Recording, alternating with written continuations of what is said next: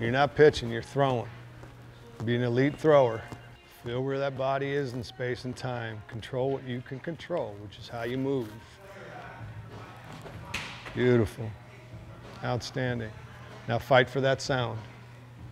Fight for that sound. Beautiful.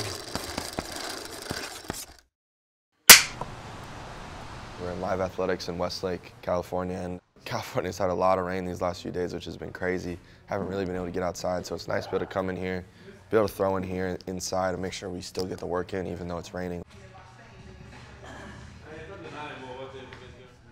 I want to give EP to the defense because they only give up 3 points.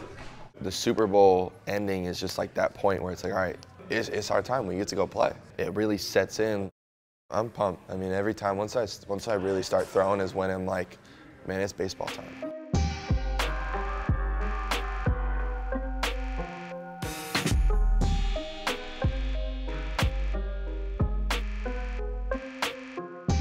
The process of every single goes in every pitch is important. I mean, you can get on the mound, you start rushing, game starts moving quickly, you miss a few pitches here and there.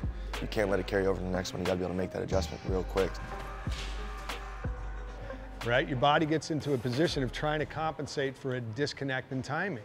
You don't want that. You want to go right back to that elbow, shoulder, dominate the takeaway, spine and trunk, dominate the elbow in the high cock position, and strike the ground. There it is. Beautiful. Today's focus was moving properly, getting those checkpoints down, making sure I know what they are, making sure that, as the season goes on, I'm able to make these adjustments, and being able to process information quickly is the most important thing. Beautiful. That's the adjustment. When you get into those situations where you feel out of whack, feel off a little bit, being able to self-correct and be my best teacher. Easy. Coming out easy. Get to your 6-foot mark. Control that 6-foot mark. Good. This guy is an absolute hyper worker. I've never met or worked with somebody more driven. He's very analytical. He's very much about really wanting to understand the process. He takes notes. He's a very cerebral guy, but he's incredibly athletic. I've been working with him for about 2 years. He gets me moving in the right way. Good. Yeah, that's it. Getting down to the end of the offseason, everything's feeling right, so it's just a matter of locking it back in, making sure I have all the checkpoints I need as we go forward through the season. Now look at your heel. Yeah, there you go. Outstanding. Outstanding. And that seems like a small component. Remember, 3/4 of an inch off here, up to 27 inches off there. Especially as you started to migrate across your body more, if that thing starts to get out, it's going to indicate to your arm, we're going to go that way. So make sure that we feel that.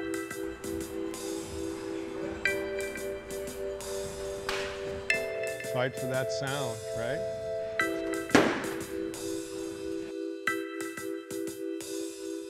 I've always talked to guys about the responsibility being to hit the catcher's glove. And I thought if I conditioned them to believe that, I might as well develop a tool. Just came up with this concept to hang a glove there. These 2 sticks give me the opportunity to represent the width of the strike zone, because a lot of times we almost pitch in a sense of claustrophobia. We shrink our strike zone. But what they don't realize is how wide the strike zone actually is. And I'll tell them I equate it to a basketball hoop. If you take a basketball hoop down, you can put 2 basketballs in it side by side through the hoop. And most people don't realize it's actually that wide. Well, we do the same concept here.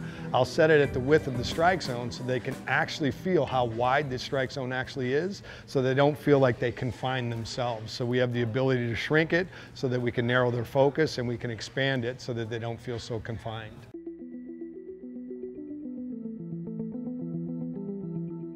It's different. It's definitely something, where we don't need a catcher every time. And it's just stressing hitting the glove.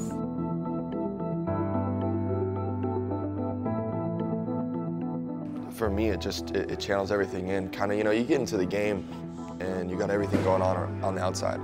And the one thing that I've always been told, and that's as you go up, nothing changes about the game. You're still 60 feet, 6 inches away. The only thing that changes is everything on the outside. The stadium gets bigger, there's more fans, more noise, whatever. You got to control, you can control.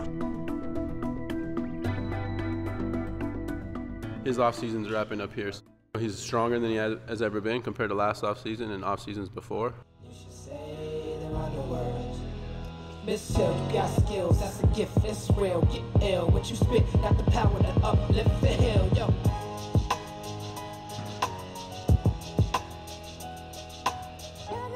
We keep track of everything, you know, we want to know how he looks on certain movements this day versus the last time he did it. We want to know how much weight he was able to do this time versus last time.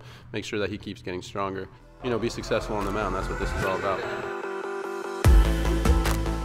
Physically, he looks great. Baseball is one of those sports where you have to perform. You can be the strongest guy in the world. It doesn't mean on any given day that your slider will be there or the umpire will make the right call, but he's ready to go. He always is working at his craft, which is cool. I have a feeling he's going to have a great season. Should be fun to watch.